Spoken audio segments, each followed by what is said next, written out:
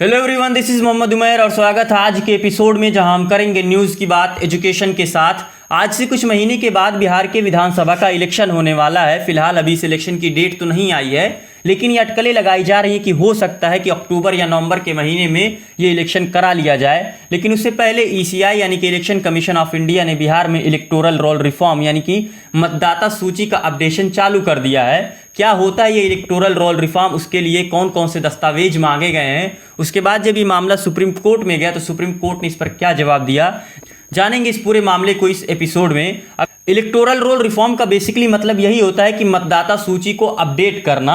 Article 324 के अंतर्गत ECI यानी कि इलेक्शन कमीशन ऑफ इंडिया को यह अधिकार प्राप्त है कि पूरे देश भर के अंदर निष्पक्ष चुनाव कराए, जिसके लिए वो इलेक्टोरल रोल रिफॉर्म कर सकता है। देखिए, मतदाता सूची को अपडेट करने की जरूरत इसलिए पड़ती है कि आप ऐसे मान के चलिए कि आज से 20 साल के पहले जो भी व्यक्ति इस मतदाता सूची में जुड़ा हुआ है, उसके 20 साल के बाद हो सकता है कि उस व्यक्ति की मृत्यु हो गई हो यानी कि डेथ हो गई हो, या फिर वो व्यक्ति वहाँ से माइग्रेट करके दूसरी जगह चला गया हो और वहाँ पर वो रहने लगा हो। तो जिससे वो वहाँ पर जब रहने लगा तो वहाँ पर वो वोट देने लगा यानी कि वहाँ की मतदाता सूची में जुड़ गया। तो अब यहाँ पर भी उसका नाम है मतदाता सूची में और वहाँ पर भी मतदाता सूची में उसका नाम है। तो ऐसे में देश के संविधान के लिए खतरे की चीज़ है। तो ईसीआई को यह अधिकार प्राप्त है कि वो इलेक्टोरल रोल रिफॉर्म करा सकती है, ये ईसीआई का अधिकार है। लेकिन इलेक्शन कमीशन ऑफ इंडिया ने बिहार में जो 11 दस्तावेज मांगे हैं, वो 11 दस्तावेज काफ़ी चिंताजनक दस्तावेज हैं। मैं चिंताजनक दस्तावेज क्यों कह रहा हूं, जब मैं आपको अभी 11 दस्तावेज पढ़ के सुनाऊंगा उसके बाद मैं आपको गारंटी के साथ कह सकता हूं कि इनमें से 50% ऐसे डॉक्यूमेंट होंगे जो आपके पास नहीं होंगे। मैं वो 11 डॉक्यूमेंट पढ़ के आपको सुनाता हूं, उसके बाद आप कमेंट करके बताइएगा कि इनमें से कितने % आपके पास डॉक्यूमेंट हैं। अगर मैं पहले डॉक्यूमेंट की बात करूं तो पहला डॉक्यूमेंट है कि केंद्र, राज्य या पीएसयू के नियमित कर्मचारी या पेंशन भोगी पहचान पत्र। अगर ये आपके पास है तो कमेंट करिए।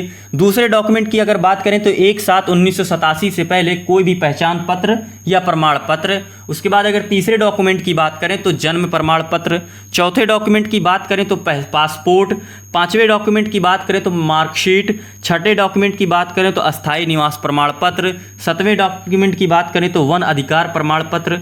आठवें डॉक्यूमेंट की बात करें तो जाति प्रमाण पत्र। फिर अगर 9वें डॉक्यूमेंट की बात करें तो राष्ट्रीय नागरिक रजिस्टर। फिर 10वें की बात करें तो पारिवारिक रजिस्टर। फिर 11वें की बात करें सरकार का कोई भी भूमि या फिर मकान आवंटन का प्रमाण पत्र।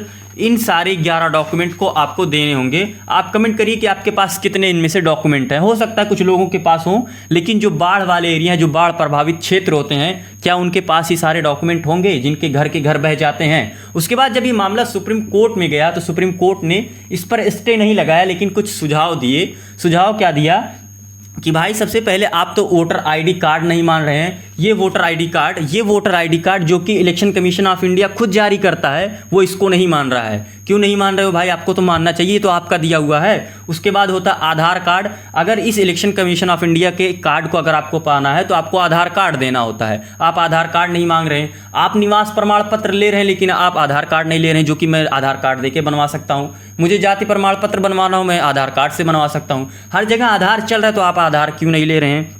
दूसरी बात, आप राशन कार्ड नहीं ले रहे हैं। तीसरी कि आप मनरेगा कार्ड नहीं ले रहे हैं। आप इन डॉक्यूमेंट की संख्या को बढ़ाइए, कुछ इजी डॉक्यूमेंट लाइए। आप ऐसे ऐसे डॉक्यूमेंट ला रहे हैं जिसके आदमी को कभी ज़रूरत नहीं पड़े। बताइए, वन विभाग का डॉक्यूमेंट का मेरे को अभी तक ज़रूरत नहीं पड़ी, मैं क्या करूँगा? मुझे सरकार से कोई मकान नहीं मिला, मैं कहाँ से पाऊँगा वो पहचान पत्र? मैं पेंशन भोगी नहीं हूँ, मैं कहाँ से पाऊँगा पहचान पत्र? आपने जो वोटर ID कार्ड लिया कम से कम उसको तो दीजिए, आप आधार कार्ड को मानिए।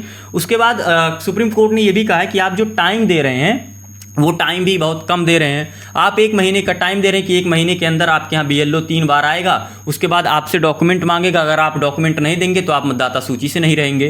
ये कौन सी बात हुई भाई? उनको टाइम दीजिए। सबसे बड़ी यहाँ पर जो मतलब फैक्टर है वो टाइम का है। आप टाइम बहुत कम दे रहे हैं। और दूसरी बात कि आपको इतनी जल्दी क्या है कराने की? आप अगर कराना चाहते हैं तो आप किसी दूसरे राज्य से कराइए। भाई, इलेक्टोरल रिफॉर्म तो हर जगह होना है, पूरे देश में होना है। आप कर्नाटक से शुरू करिए, महाराष्ट्र से शुरू करिए, कश्मीर से शुरू करिए, किसी और राज्य से शुरू करिए, राजस्थान से शुरू करिए। आप बिहार से क्यों चाह रहे हैं? आप वहाँ के वोटर को प्रभावित करना चाहते हैं क्योंकि वहाँ पर इलेक्शन है, इसलिए आप वहाँ से इलेक्टोरल रिफॉर्म करा रहे हैं। लेकिन आपने जो 2 वर्ग बनाए हैं 2003 के पहले और 2003 के बाद, देखिए 2003 के पहले जो है और 2003 के बाद जो है, इसमें 2 चीज़ दो फैक्टर मायने करता है। देखिए, बाद वालों से जो बाद वाले हैं उनसे आप कह रहे हैं कि हमको और ज़्यादा डॉक्यूमेंट लाइए, कि अतिरिक्त डॉक्यूमेंट लेके आइए। क्यों 2003 वालों के पहले से आप नहीं मांग रहे हैं, 2003 वालों के बाद से आप मांग रहे हैं? ठीक है, मांगिए, इसमें कोई बात नहीं। अगर उन्होंने जो डॉक्यूमेंट दिया है आप उस डॉक्यूमेंट को स्वीकार नहीं कर रहे हैं, आप कह रहे हैं हमको और डॉक्यूमेंट लेके आइए, तो अब तक वो चल कैसे रहा था भाई? जिस डॉक्यूमेंट पे आज से 20 साल तक वो वोट देते आ रहे हैं वो कैसे चल रहा था?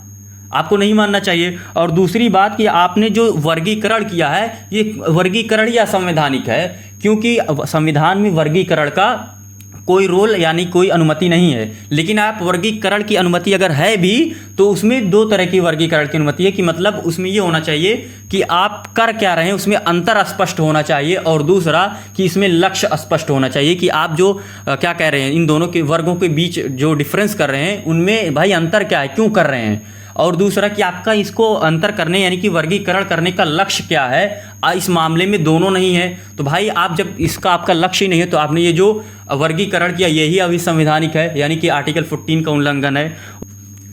तो ये था पूरा मामला स्पेशल इंटेंसिव रिवीजन का। आई होप आपको ये वीडियो पसंद आया होगा। मिलते हैं नेक्स्ट वीडियो में, तब तक के लिए जय हिंद।